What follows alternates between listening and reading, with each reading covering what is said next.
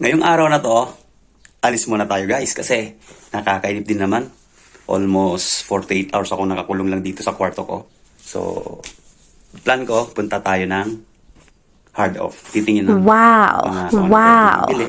Yung hard off na yan ay isa sa store dito sa Japan ng mga second hand pero magaganda ang items. Tara! Na maganda ang panahon hanggang pag-uwi. Oh, mainit nga guys. Tingin ko maganda naman ang panahon eh. Makulimlim nga pala talaga. Sana makabalik tayo, baka nakita ko sa weather mamaya babagsak yung ulan. So dito lang nakaparada yung aking bike. So kung makikita nyo yung mga tangke rito, nasa labas lang, di ba? Walang nagluloko dyan. Nasa labas yan ha. Sa Pilipinas, nasa labas yan, delikado na yan. Yan.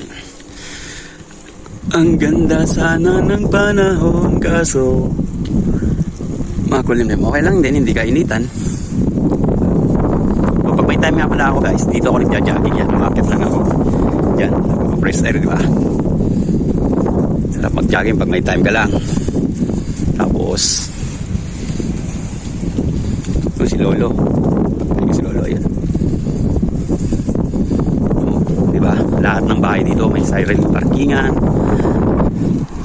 Tapos mapapansin mo yung daan walang basura. Napaka-unfair mo naman Japan, ang linis mo.